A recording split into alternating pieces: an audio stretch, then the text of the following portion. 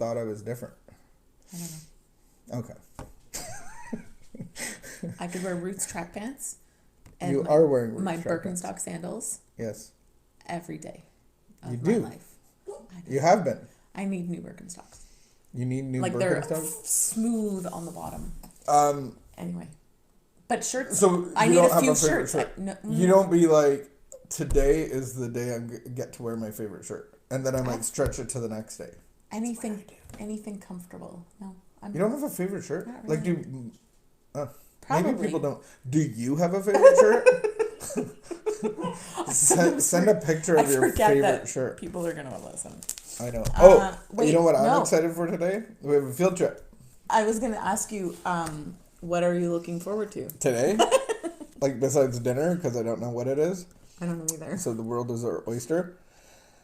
I'm excited that we're going on a field trip to buy more coffee beans. Yay! How many coffee beans have we gone through exciting. Since we took Eduardo, the coffee maker, from the church? Oh, the answer is 4 kilos. That's a lot. Like, it sounds like a lot, in and 2 people months? are probably That's judging right now. 2 kilos. I don't know what a lot is, but a 2 kilo bag is like this. Isn't that just like? And we get it from Cafe Jouet, our boy Mike.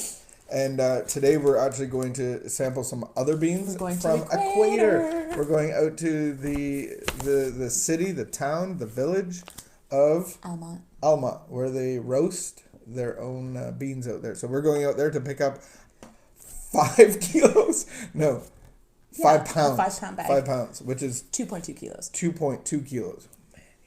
No, that's not math. That's just remembering what it said in the website. And their drive-thru is open. Mm-hmm. So we're going to pick it up through the drive-thru. You cannot go into the store. I'm just warning you now, just so you're not disappointed. You cannot go through the store. That is disappointing. But I can order a coffee in the drive-thru. You've already had a coffee. Where's your coffee? Oh, you already have. And I think it's going to be a great day. It's going to be a good day. And then before we leave, we should remember what to pull out for dinner because everything's frozen. Or we have a meeting at 6:30. Oh, we have a meeting at 6:30 and 7:30. It's challenging planning around Zoom meetings. Mm-hmm. All right, let's hit it. May the 12th. Maybe we should just end here. Oh my goodness. Let's just go. The title is Intimacy.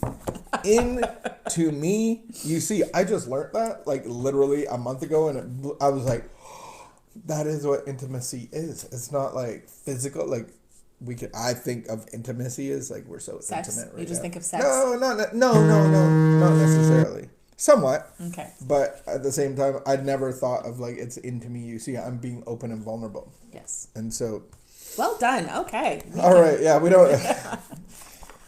We may or may not have had a conversation on the couch right before this. So, interesting interlude into. We had a tough conversation this morning. We can let ourselves be close to people. Many of us have deeply ingrained patterns for sabotaging relationships. Some of us may instinctively terminate a relationship once it moves to a certain level of closeness and intimacy. When we start to feel close to someone, we may zero in on one of the person's character defects, then make it so big it's all we can see. We may withdraw or push the person away to create distance. That doesn't happen here anymore. We may start criticizing the other person, a behavior sure to create distance. We may start trying to control the person, a behavior that prevents intimacy. We may tell ourselves we don't want or need another person or smother the person with our needs. Sometimes we defeat ourselves by trying to be close to people who aren't available for intimacy, people with active addictions, or people who don't choose to be close to us. Sometimes we choose people with particular faults so that when it comes time to be close, we have an escape hatch. We are afraid and we fear losing ourselves. We're afraid that closeness means we won't be able to own our own power to take care of ourselves. In recovery, we're learning that it's okay to let ourselves be close to people. We're choosing to relate to safe, healthy people, so closeness is a possibility. Closeness doesn't mean we have to lose ourselves or our life. As one man said, we're learning that we can own our own power with people, even when we're close, even when the other person has something we need. Today I will be available for closeness and intimacy with people when that's appropriate. Whenever possible, I will let myself be who I am, let others be who they are, and enjoy the bond and good feelings between us. I think God loves us more than the average person because this is what the whole morning was about. That's cool. That's awesome. Wow. I didn't see that coming. I love the fact that it says that you can't, like, basically it's saying in that one part that people that try to have intimacy with an active addict, you can't, because an active addict is closed and in denial, and you can't see into them. And then I think the act of codependence, an act of codependency needs to consume people. And so if that's not intimacy. Having intimacy is seeing into me. And I think the other way is I want to see into you. Do you feel that an active person in active addiction is an active codependent? No. Interesting.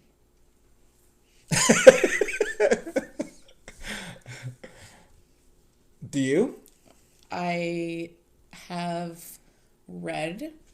Okay, put it together. I'm willing to, and I love opening my understanding. The basis of so you're suggesting that an addict will be a codependent as well. So the definition of codependency is unhealthy relationships form the basis of my life. So the majority, or the deterioration of who you are. Right, but codependency, I'm dependent on other people and I'm unable to have healthy bonds with other people. When you put it in that context, every alcoholic needs codependent people around them. So then that alcoholic would be in a codependent relationship. Would also be codependent. Yes. Okay. Yes. I think on the other spectrum of codependency. No, that's the thing. Codependency is a spectrum of over control, denial, passivity. Like codependency is this like huge vat of my relationships with other people are not healthy. So then my need for people, in that my context, need to use people, my need to control people, my availability to be controlled, like there's opposite spectrums in codependency. So then here's my thought. Yes.